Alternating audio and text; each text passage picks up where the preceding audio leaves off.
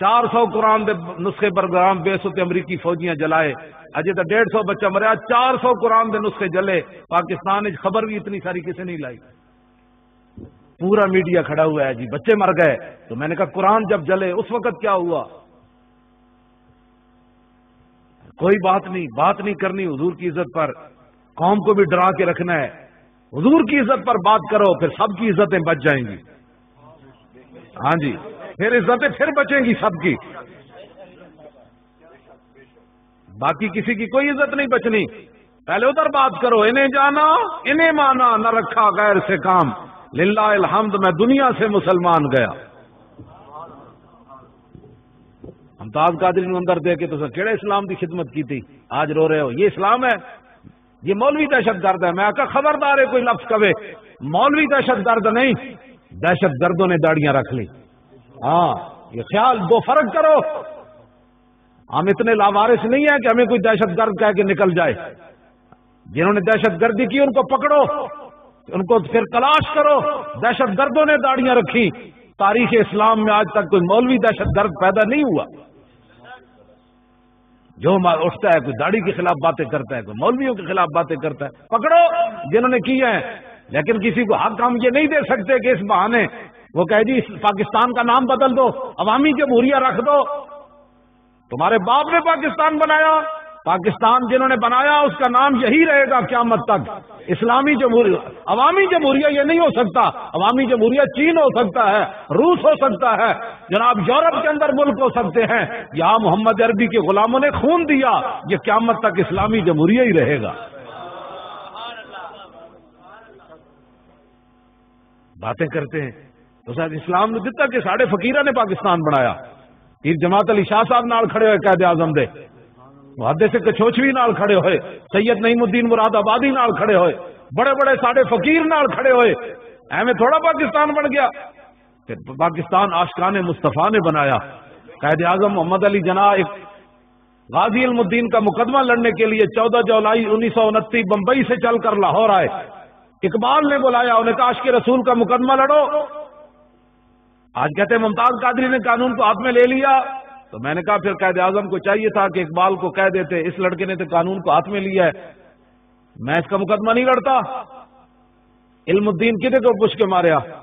اقبال کو پوچھا، دیدار علی شاہ کو پوچھا، مولوی ظفر علی خان کو پوچھا، پیر میر علی شاہ صاحب بھی زندہ سن، انہوں کو جا کے پوچھا۔ کس کو پوچھا؟ مولانا حامد رضا بھی زندہ سن، بڑے بڑے لوگ زندہ سن، کسی کو نہیں پوچھا۔ جا کے راجپال نے جناب دکانوں تے خنجر نہ ذبح کر دیتا۔ بعد قائد اعظم مقدمہ لڑنے کے لیے آئے، عدالت میں پیش ہو گئے، جج آئیں بائیں شائیں کرن لگا، قائد اعظم محمد علی جناح جوش میں آ گئے، فرمایا ججا تینوں پتہ ہی نہیں حضور دی امت نے حضور نال پیار کتنا ہے، چبڑے تم کیا سمجھتے ہو بھائی وارث ہی کوئی نہیں رہے، جو مرضی بکواس کرتا رہے، جو مرضی پوچھنے والا ہی کوئی نہیں، اپنے منہ سنبھالے سارے۔ جنہوں نے دہشت گردی کیا ان کو پکڑو، اس کی آڑ میں ہم داڑھی کی توہین نہیں سن سکتے، داڑھیوں والے ایسے ہوتے ہیں، اس کی زبان کاٹ دیں گے جو داڑھی پر بات کرے گا۔ جنہوں نے بات کیا ان کو پکڑو، ان کو ذبح کرو، ہمیں کوئی اعتراض ہے ان پر، لیکن اس بہانے کوئی داڑھی کی بات کرے اسلام کی خلاف، یہ اسلام ہمیں درس دیتا ہے۔ میں نے کہا تمہیں کس نے کہا یہ اسلام ہمیں درس دیتا ہے؟ مجھے دے بخاری شریف۔ یہ خبیب بن عدی صحابی رسول مکے کے اندر قید ہیں، آپ پر جو ہے وہ تاریخی ظلم ہوا، ٹکٹکی پر باندھ کر کافروں نے بچے بھی بلا لیے، عورتیں بھی بلا لی، مرد بھی بلا لیے پورے مکے کے ارد گرد کے۔ انہوں نے کہا حضور کا غلام ہمارے قابو آ گیا، اب آؤ تمہارے بدر و عہد میں جو بندے مارے گئے اس ایک سے بدلہ لو۔ صحابی رسول کو اس کے جناب ہر چیز کاٹ دی گئی، جسم کا ایک ایک ٹکڑا انہوں نے کر دیا۔ پھانسی دینے سے پہلے آپ جب قید تھے، بخاری شریف میں موجود ہے، آپ کے ہاتھ میں استرا ہے، ایک بچہ کھیلتے کھیلتے جا کر آپ کی گود میں جا کر بیٹھ گیا۔ اب وہ تو قید تھے، مشرکین نے ان کو پھانسی لگانی تھی، اب جب انہوں نے دیکھا کہ بچہ گود پر بیٹھا ہے، ہاتھ میں استرا ہے، وہ سارے چیخ اٹھے، انہوں نے کہا کہ یہ تو اب بچے کو یا ذبح کر دے گا، اپنی جان چھڑا لے گا، یا بچے کو مار دے گا، بھائی میں نے تو مرنا ہے۔ بچہ گود میں بیٹھا ہے، ہاتھ میں استرا ہے۔ جب لوگوں نے چیخیں مارنی شروع کر دی، خبیب بن عدی نے فرمایا تمہیں کیا ہو گیا؟ میں نے کہا جی ہم تو اپنے بچے سے ڈر رہے ہیں کہ آپ اس کو کہیں قتل نہ کر دیں، ہم نے تو آپ کو پھانسی لگانی۔ آپ نے فرمایا پاگل ہو، ہمارے آقا و مولا نے ہمیں ایسی تعلیم نہیں دی، کیا کر رہے ہو تم؟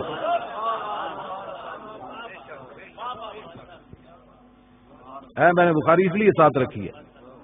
اور آپ نے تختہ دار کے اوپر ترانہ پڑھا، جو بخاری کے اندر بھی کچھ شعر موجود ہیں، سیرت کی کتابیں بھری پڑی ہیں. لقد جمع الاحزاب حولی وَأَلَبُّوا قبائلهم واستجمعوا كل مجمع وكلهم مبدل العداوة جاهد علي لأني في وساكم بمضيعي وقد جمعوا أبناءهم ونساءهم وقربت من جزء طويل ممنع فلست بمبدل للعدو تخشعا ولا جزعا إني إلى الله مرجعي فقد بدأوا لحمي وقد ياسمت میں، یا اللہ انہیں تو میرا گوشت بھی کٹ دیتا، زندہ رہنے دی امید بھی مک گئی، لیکن فلست بالی حين اقتل مسلما على اي جنب كان لله مسرعي. آپ نے تختہ دار اتنے ترانہ پڑھا، فرمایا کافروں میرا جسم کاٹ کر تم کیا محسوس کر رہے ہو کہ ہم نے اس کو برباد کر دیا؟ مجھے اس بات کی کوئی پرواہ نہیں، اس لیے کہ میں دنیا سے حضور کا غلام جا رہا ہوں. وذالک فی ذات الالہی وان یشاء یبارک علی صالح شلو ممزئی. تم نے میرا جسم کاٹ دیا، لیکن یاد رکھنا جس رب کے راستے پہ میں جان دے رہا ہوں وہ قادر ہے کہ میرے کٹے ہوئے جسم کو پھر جوڑ دے گا. آپ نے تختہ دار کے اوپر یہ ترانہ پڑھا اور گود میں بیٹھے ہوئے بچے کو ان کے سپرد کر دیا. فرمایا نہیں ہمیں تو یہ تعلیم ہی نہیں دے گی. آپ کیا بچے کو میں مار کر اپنی جان بچاؤں گا؟ لے جاؤ اس بچے کو. اسلام پڑھا نہیں ہے تو پھر اسلام پڑھو. ہر بندہ اٹھ کر اسلام اس بات کا درس دیتا ہے. میں نے کہا اسلام اس بات کا درس نہیں دیتا، لیکن اسلام بغیرتی کا درس بھی نہیں دیتا، یہ بھی یاد رکھنا. امن کا درس ضرور دیتا ہے، لیکن ناموس رسالت کے مقابلے میں امن کا درس نہیں دیتا. آپ کو کس نے کہا کہ ناموس رسالت پر کوئی بات کرے پھر اسلام امن کا درس دیتا ہے؟ فتح مکہ کے موقع پر نبی علیہ السلام نے 9 مرد اور 6 عورتوں کے بارے میں فرما دیا یہ جہاں بھی ملے ان کو قتل کر دیا جائے. اس دوران ایک صحابی آئے، کہنے لگے جی وہ ابن خطل وہ متعلق باستار، یہ بخاری شریف میں موجود ہے. فرمایا وہ صحابہ کہنے لگے وہ متعلق باستار الکعبہ تھے. یا رسول اللہ تے کعبے دے وچوں اتے چڑھ گیا غلاف دے نال، اتے جا کے لٹک گیا. ایک طرف کعبے دی دیوار، دوسری طرف کعبے دا غلاف. اب کیا کیا جائے؟ جو کہتے ہیں ممتاز قادری نے کیا کیا؟ میں نے کہا یہ ہے مسئلہ حضور کی ناموس کا مسئلہ بہت آگے کی بات ہے. جب وہ کعبے کے غلاف کے اندر چڑھ کے لٹک رہا تھا تو اس وقت صحابہ نے کہا اب کیا کیا جائے؟ میرے آقا نے فرمایا اقتلوا، اتھی مار دیں. گستاخ رسول کو تو کعبے کا غلاف اور دیوار بھی پناہ نہیں دیتا، تم کیسے کرتے ہو کہ گستاخ رسول بچ جائے گا؟ یہ باتیں کیا کرتے ہو تم؟ خلط مبعث کرتے ہو تم. مجھے کوئی گالیاں دے اس سے نرم پالیسی ہو سکتی ہے. یہ ہمارے بزرگ بیٹھے ہیں، ان سے کوئی بدتمیزی کرے ہم اس کو معاف کر سکتے ہیں. میری کوئی پگڑی کھولے اس سے معافی ہو سکتی ہے. اب جب حضور کے بارے میں کوئی بات کرے پھر اس کے لیے معافی نہیں ہے، اس کے لیے پھر معافی نہیں.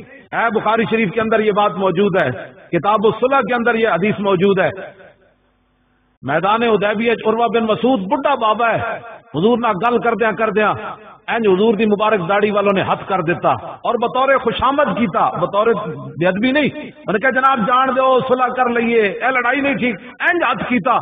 پیچھے مغیرہ بن شعبہ کھڑے، سگے بھتیجے عروہ بن مسعود دے، اجے مسلمان نہیں ہے عروہ بن مسعود.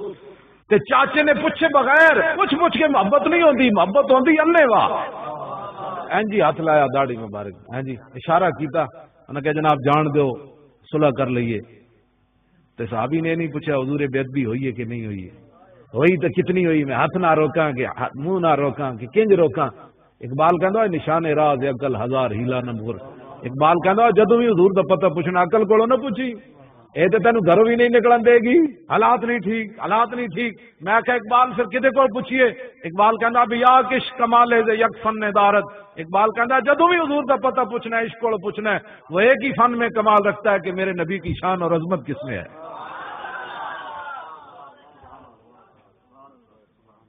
گل کی ہاتھ کیتا. بھتیجا کھڑیا پیچھے سکا تے بابا اگے بیٹھا چٹی داڑھی والا جڑا نمائندہ بن کے آیا. آپ نے حضور تو پوچھے بغیر اپنے چاچے دے ہاتھ ہوتے تلوار دا دستہ ماریا. فرمایا آخر یدک عن لحیت رسول اللہ واللہ تصل الیک. فرمایا چاچے اگرچہ تو خوشامد کر رہا ہے لیکن یہ ادا ہمیں بے ادبی محسوس ہو رہی ہے. اگر دوبارہ ایسے ہاتھ کیا تو میں کاٹ کے رکھ دوں گا. پیچھے کر ہاتھ. نہ اس دھرتی پیدا کیتا ہے نہ جان نہ سارا ورگا، نہ کوئی ہویا نہ کوئی ہوسی نہ چاراں یاراں ورگا.